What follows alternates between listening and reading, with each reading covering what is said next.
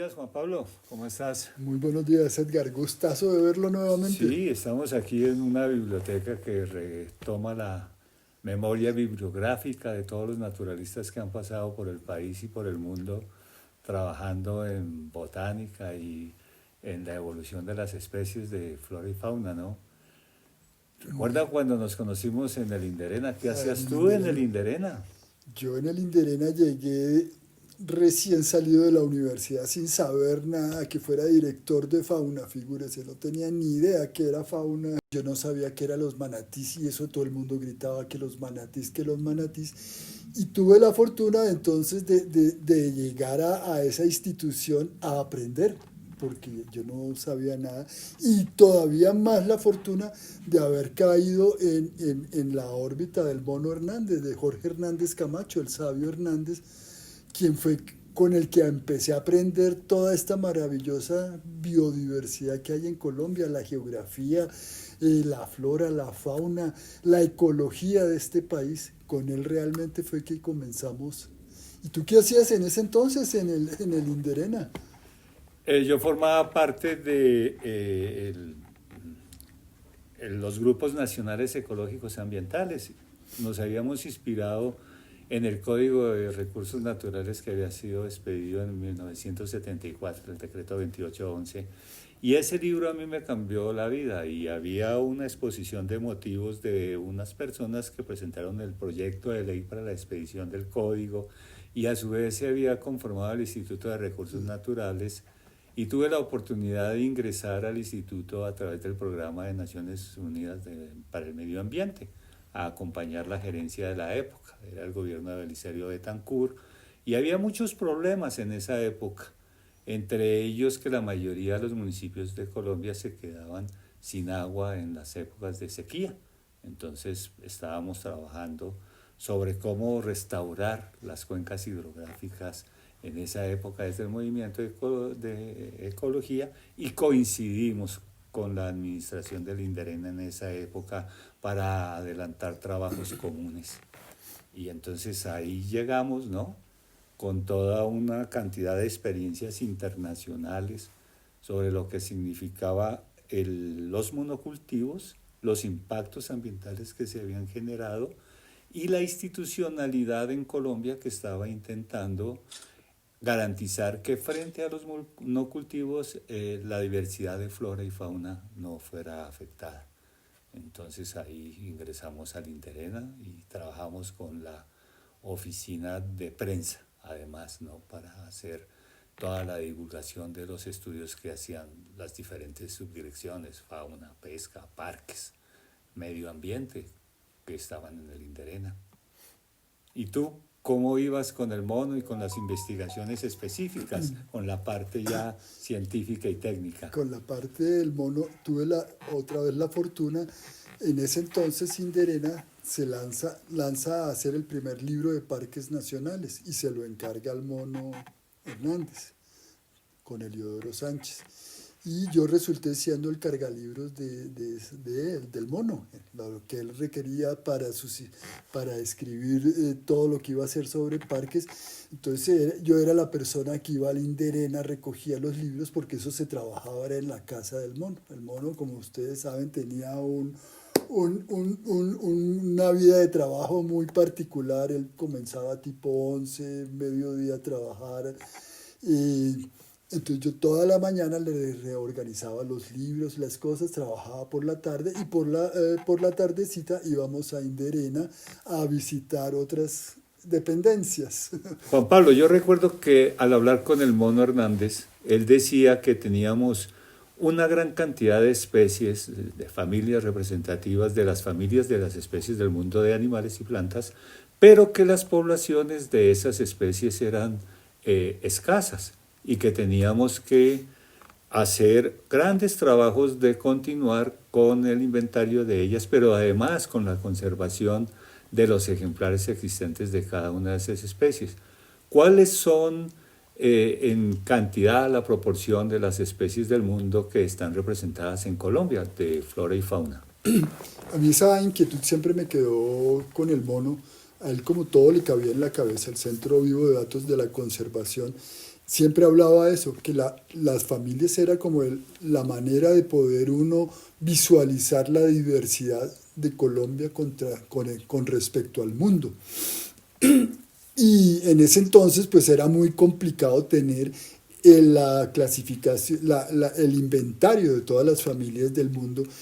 Y había ciertos grupos que él manejaba y que se conocía más, pero en general todas las 7 reinos que existen, conocer todas las familias era muy complicado.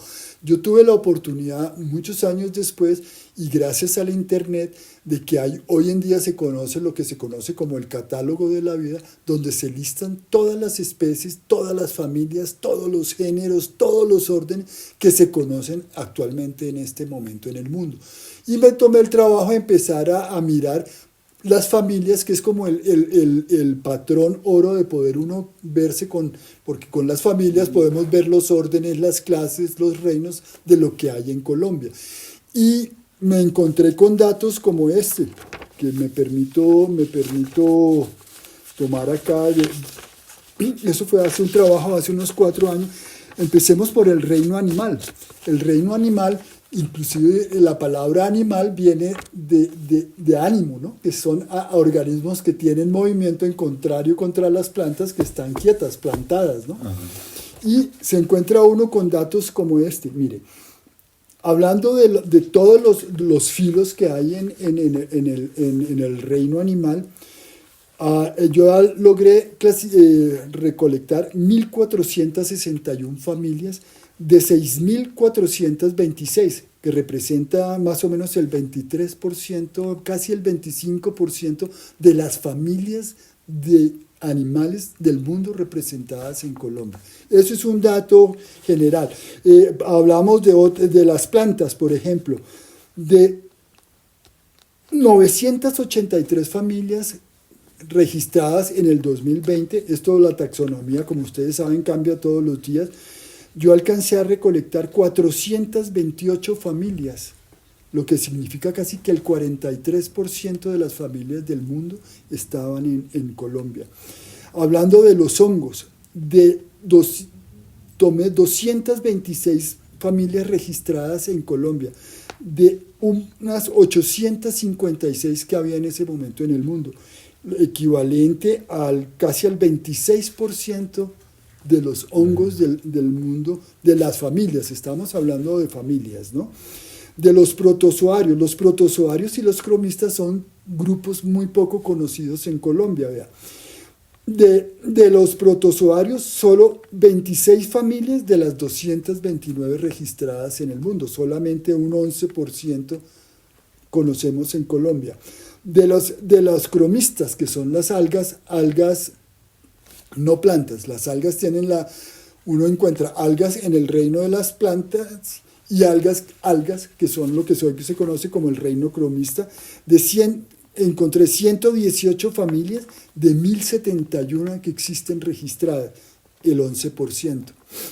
En las bacterias conocemos un jurgo de 204 familias registradas en Colombia respecto a 322, el 63% de las familias están registradas en Colombia. Y de las arqueas, 8 familias de las 29 existentes, el 27%.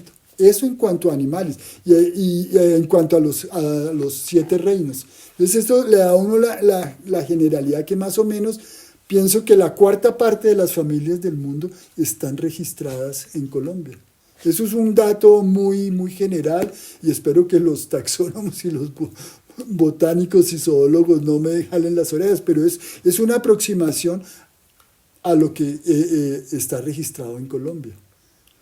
Y en los procesos de expansión urbana y rural que empezaron en Colombia, digamos, por la década del 36, después con la violencia en Colombia y con la perturbación del orden público, se hicieron las primeras zonas de reservas de bosques y los primeros parques a partir de los nevados, y en la ley segunda ya se identificaron en dónde iban a quedar la mayoría de reservas forestales y de bosques nacionales naturales en el Magdalena, en el Pacífico, en la Sierra Nevada, en el Cocuy, en esos lugares que aún permanecen, qué escenarios realmente no se encuentran perturbados por la expansión urbana y por la expansión rural, y en realidad cuáles sí están bien protegidos, bien conservados, qué diferencia hay dentro de todas esas categorías que ya tenemos dentro del Sistema Nacional de Parques Naturales, las zonas de reservas de la sociedad civil, los propietarios privados que tienen conservado bosques privados y que contribuyen con la conservación y preservación de esa gran diversidad que tiene Colombia.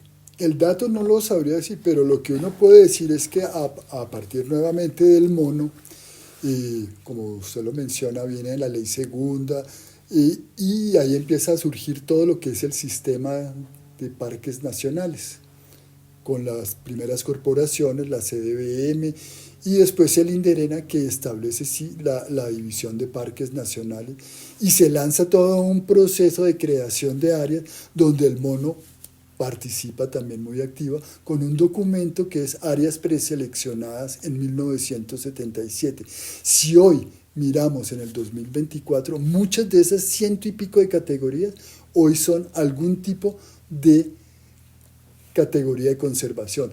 Hoy hablamos en dos aspectos de la conservación, las áreas preservadas y las áreas conservadas. Muchas de las categorías que el mono planteó quedaron como parques nacionales, parques regionales, distritos de conservación de suelos, áreas de recreación, y hoy en día viene una gran cantidad de cosas que son las reservas de la sociedad civil, que es una cuestión privada. Y por el otro lado, el país empezó a desarrollar todo otro concepto que viene desde la ley segunda, la misma ley segunda que casi que todas las zonas de reserva campesina, que fue el origen de toda esa conservación, que mucho de hoy, como usted pregunta, eso está hoy, se lo ha comido el desarrollo, ¿no? Muchas de esas áreas, y de ahí surge entonces las nuevas categorías, las KBA, las OMEC, los páramos, ha venido desarrollándose toda una cantidad de áreas protegidas que responden a lo que usted tratar de salvaguardar y de mantener todas esas especies de flora, de fauna, de hongos. En muchos sitios yo diría que está conservado. Como todo en Colombia, hay sitios donde la conservación tiene sus problemas, que eso creo que sabe usted más que yo, ¿no, Edgar? Nos podría más bien usted decir ¿cómo ve usted eso? Porque en muchos sitios lo que uno ve, el desarrollo, el conflicto ha incidido en que la cosa no sé, ¿cómo la ves tú?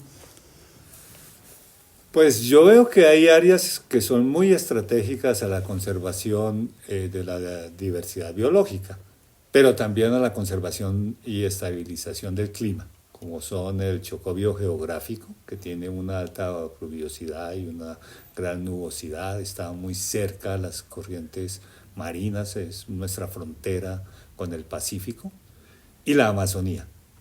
Pero sin lugar a dudas también la selva húmeda tropical se expresa muy bien en el bosque alto andino, con sus diferentes ecosistemas, ¿no? Con los páramos, con el bosque andino propiamente dicho, con las llanuras inundables o las sabanas inundables y con el bosque ripario que queda al lado de los ríos, con cada una de esas muy especializadas evoluciones de diferente flora y fauna, pero que hemos encontrado una dificultad que es como ir diferenciando en cada uno de los pisos altitudinales un área.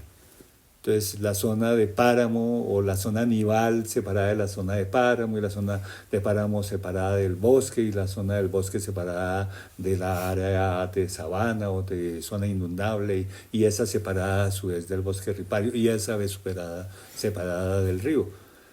¿Cómo hacer la integralidad de todo eso para asegurar corredores biológicos que le garanticen a las especies su migración de una parte a otra, que tengan agua para beber, que sean respetadas por las personas, que las personas que ya han hecho procesos de ocupación del suelo puedan permitir que la fauna silvestre y las especies silvestres también de flora lleguen y se multipliquen y se conservan, y podemos tener una contabilidad que nos asegure que todas esas familias representadas en la diversidad de Colombia se preserven a perpetuidad, inclusive la variedad del suelo, ¿no? La gran diversidad que tenemos del suelo, que es un organismo vivo, ¿no?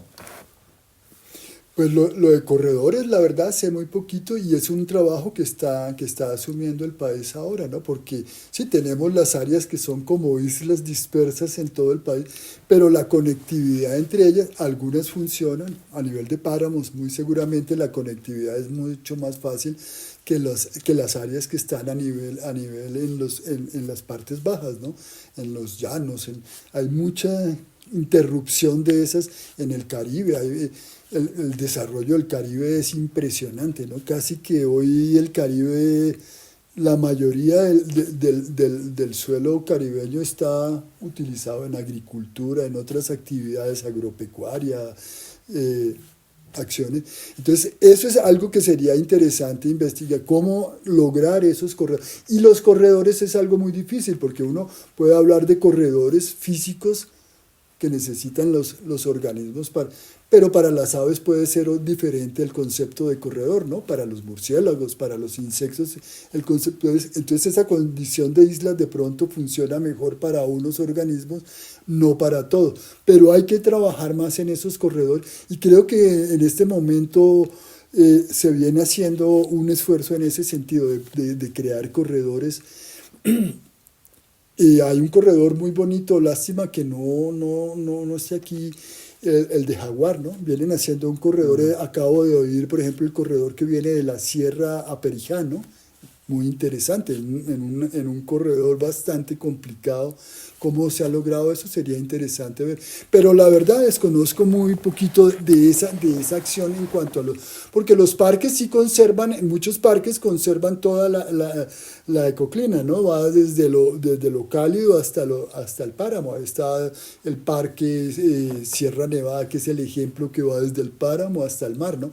Y hay parques que conservan esa transición, no todos, pero sí algunos van llevando esa continuidad de lo que es el bosque altoandino, los bosques templados y las selvas. No sé si eso de alguna manera resuelve tu inquietud. No la veo muy clara, pero bueno. Pues una de las dificultades que hemos encontrado en el aprendizaje es que primero una división interna entre las ciencias exactas y las ciencias sociales, que hoy en día más o menos se han venido reconciliando, y a su vez de las ciencias exactas, biológicas y sociales con la política. Hay un gran divorcio, digamos, a los políticos no les gustan los ladrillos que escriben los científicos, y a los científicos no les gustan mucho las especulaciones, las teorías, los trámites que realizan los políticos. Aún así, nosotros hemos logrado desarrollar y armonizar esas dos concepciones teóricas porque son complementarias, no son excluyentes. Se excluyen a partir de la formación, ¿no? Los ven como universos separados. Pero realmente la investigación básica que ha hecho la ciencia es la que ha permitido reglamentar los diferentes aspectos de lo que son los atributos de la Tierra, el manejo del suelo, el manejo del agua, el manejo de la atmósfera, el manejo de la biodiversidad. ¿Cómo ves tú eso hoy en día de cara a la COP que va a celebrarse en Cali? ¿Será que sí podemos definir una política de participación ciudadana y de participación de los científicos y de los políticos en pro de conservar el stock de nuestros activos patrimoniales de flora y fauna?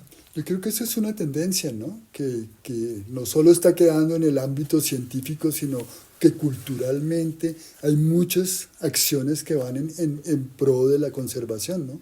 No somos los biólogos y los expertos, sino gente común y corriente dedicada al cuidado de la naturaleza, ¿no? Resembrando, rehaciendo sus parcelas. Hay varios elementos que se han desprendido de la Constitución del 91. Uno de ellos es la obligatoriedad que tienen los municipios de hacer, de acuerdo a su población, planes de ordenamiento ambiental o esquemas de ordenamiento ambiental. Dentro de eso, la mayoría de los municipios tienen dificultades para poder identificar cada una de las áreas geográficas que dentro de su territorio tienen. A través de lo que fue el INDEREN, el sistema de parques, las áreas protegidas, las zonas de la reserva de la sociedad civil, todas esas nuevas, los RAMSAR, todas esas nuevas categorías existentes, hemos adelantado algunos trabajos de cartografía que nos permiten mirar la geografía de cada uno de nuestros municipios y saber qué es lo que ellos tienen y esos territorios municipales que no son solamente exclusivos del municipio, sino que pertenecen a regiones geográficas continuas, ¿no? La división político-administrativa realmente es una arbitrariedad respecto de la naturaleza. Entonces, cómo toda esa cartografía y toda esa información que ya hemos almacenado desde nuestra experiencia colectiva, porque ha sido la inteligencia colectiva de geógrafos, de antropólogos, de biólogos, de naturalistas que han puesto una y otra nomenclatura y propiedades, cómo podemos utilizar y en qué estamos en eso en Colombia. Se está tratando de hacer como una ventana, una página, donde todas esas categorías que usted me está mencionando estén en un solo sitio. Si tú preguntas hoy por los parques, tienes que ir a parques nacionales, averiguar qué categorías son, en qué municipio. Si usted está en el municipio y quiere ver en su región, tiene que ir a las corporaciones. No hay alguien que le esté brindando a las oficinas de planeación, que es lo que yo tengo en mi municipio. Entonces estamos tratando de hacer una página donde todas estas categorías, tanto del sistema de áreas protegidas, como le repito, el SINAP, Sistema de Parques Nacionales, las reservas, las áreas regionales y las reservas de la sociedad civil por un lado, y todas las otras categorías que hoy la Constitución y las leyes han abierto, lo que llamamos áreas de conservación, los páramos, los bosques secos, los manglares, las KBA, que son términos muy nuevos, los RAMSAR, eso lo pueda consultar una oficina de planeación en una página y le permita obtener ese mapa para sus acciones de ordenamiento y de control que pretende hacer el municipio, ¿no? Porque eso es sería lo interesante, ¿no? Que el municipio se apropie. Generalmente tenemos a la corporación, al ministerio, haciendo toda esa gestión, pero lo interesante sería que el municipio fuera más participativo, ¿no? Que tuvieran más papel en eso que pueden. Y hay una serie de categorías que todavía están vírgenes y que no tienen todavía aún, que los municipios podrían desarrollar más a ese nivel tan local. No sé si eso te da la idea de lo que estamos tratando de hacer y si eso le serviría a los municipios y a las oficinas de planeación municipal. ¿Qué piensas tú? Sí, me parece bien. Cuando nosotros estábamos en el Inderena, un gran logro que hicimos, ¿no? Porque todo esto era como tan abstracto. Hablar de la ecología en los años 80 aún era hablar como de marcianos, ¿no? No era una cosa que todo el mundo entendiera, aunque todo el mundo lo estaba sufriendo porque había como una confrontación entre las expectativas del desarrollo con las de la conservación. Entonces, para llegar a todos los municipios en el Inderena, desarrollamos una política que era la política de los consejos verdes. Inclusive los pusimos con C, como una categoría, porque el único consejo con C es el consejo municipal. Y nosotros le pusimos a ese consejo verde el consejo, como una dualidad de poderes, como una cosa que la sociedad civil tenía que entender, sobre todo los administradores, en que la relación del hombre con la naturaleza era tan importante como la relación entre los hombres. Entonces hicimos eso y íbamos a continuar sobre el municipio verde, que era una categoría que nos inventamos, que desarrollamos a partir de los consejos, que era un municipio que de verdad estaba dentro de su modelo de planificación, sabiendo conservar todos los atributos de la tierra. Y queríamos ir más allá, sino que pues se cambió la administración, que era definir si cada emprendimiento en la industria o en la agricultura, que incluía pesca y forestal y ganadería, realmente al hacer uso del suelo, al hacer uso del agua, al hacer uso de la flora, de la fauna y de la atmósfera a través de los vertimientos y de los impactos negativos que podía generar, cumplía o no para poderle determinar el sello verde, porque ese sello verde también fue un logro que nosotros logramos vincular a todo el proceso de desarrollo industrial, en el que aún todavía pues no hemos llegado, ¿no?, a industrializar todas nuestras cadenas productivas, en la que considero que uno de los atributos más amenazados de Colombia pues es el suelo de producción agrícola, ¿no?, el suelo campesino que llaman hoy en día. Dentro de todo eso, ¿qué consideras tú podría ser incorporado para que cada uno de estas familias que tú tienes registradas o que se tienen registradas en Colombia podríamos hacer para continuar con la labor de preservar, conservar o restituir, ¿no? Bueno, ahí lo que le comento, ¿no? En estas áreas conservadas estamos incluyendo las áreas conservadas con manejo cultural, donde le da cabida a los resguardos indígenas, a los consejos comunitarios negros, a las reservas campesinas que está en boga ahorita, a un concepto nuevo que en Colombia, que son las TICAs, las áreas de origen. El TICA es un concepto que abarca para indígenas, para una cantidad de culturas, porque ahí nunca dejamos, siempre hablamos de la cultura y de los grupos que tienen territorio, pero hay grupos que se quedan por fuera, ¿no? Los ROM, ¿no?, por ejemplo, que están en Colombia reconocidos. Los raizales de Providencia, por ejemplo. Entonces, a esos que tienen territorio, creo que tienen una oportunidad muy grande. Luego es complicado para los que no, a esas culturas que no tienen cómo poder colaborar en toda esta acción, ¿no?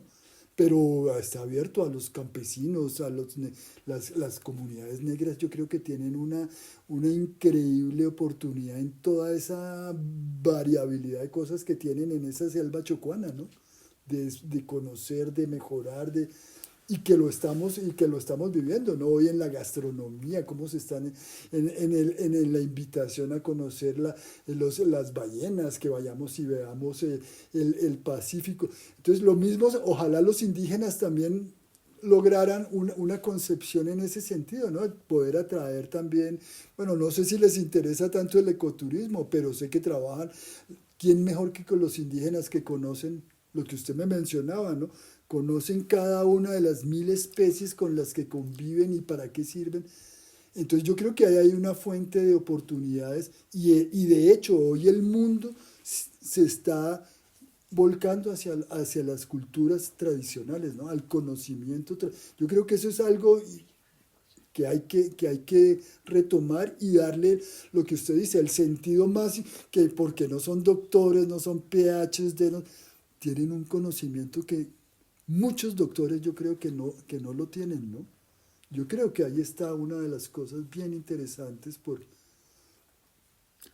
Hay una cosa que también me llama mucho la atención, ¿no? Porque hablamos de las zonas de reserva, de las protegidas, de la intención de algunas personas que dicen yo tengo un predio que compré con un bosque nativo y lo quiero reservar. Pero hay una cosa que se les olvida y es que la propiedad privada tiene una función ecológica.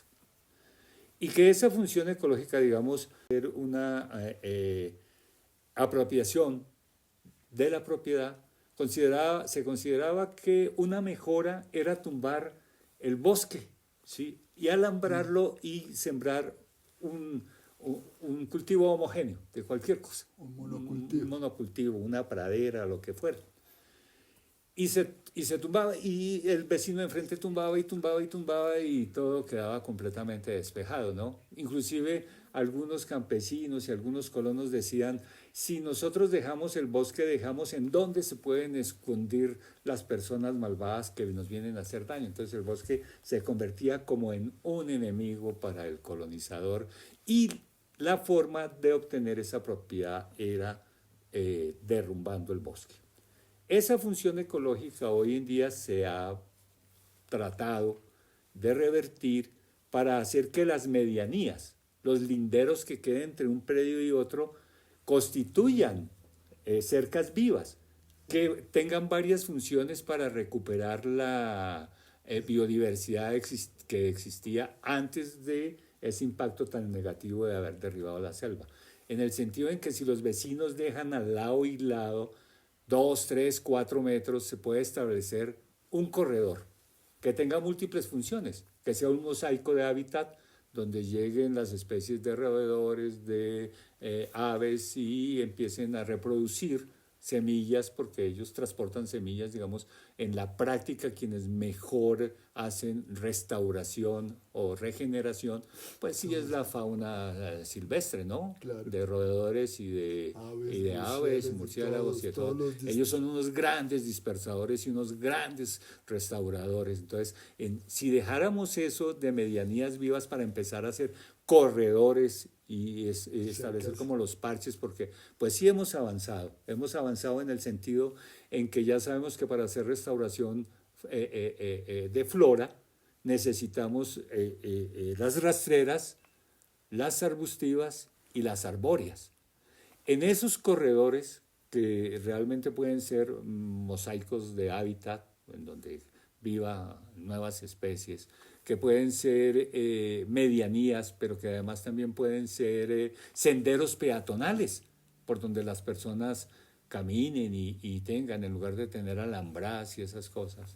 Tú ves esas posibilidades de la función de la propiedad privada como algo que tendría que ser necesariamente obligatorio para cumplir la ley que dice que hay que dejar en cada uno de esos predios un porcentaje No, de... no sé si obligatorio, pero sí sería interesante involucrar a la gente, ¿no? En esas acciones, que sería maravilloso, ¿no? Porque estamos hablando de otra conservación diferente, áreas protegidas, que es lo que hablábamos, lo que la gente puede hacer en su predio. Tener unas buenas plantas para que vengan los coliflores, para que pasen los roedores, cosas tan sencillas como eso, y que se está contribuyendo a la preservación, sin obligar a la gente. Eso tiene que nacer es del espíritu de la persona, ¿no? ¿Cómo obligas hasta a una persona en un previo a que tiene que hacer esto? Si no es por educación, que es una parte de las que a usted le gusta mucho, si no se educa a la gente, si no se le llama a ese espíritu de amor por la naturaleza, eso sería imposible. Si no hacemos eso, tiene que decir, es algo del interior. Eso no es de que la ley que tiene y que tonga y que... No creo que eso así funcione. Tiene que venir de la educación, vuelvo y le repito, de educar a la gente, de mostrarle la maravilla de esas cosas que sencillamente puede ir haciendo sin necesidad de hacer un parque nacional, sin ser una gran reserva, una seta, un cerco, lo que usted está mencionando, ¿no?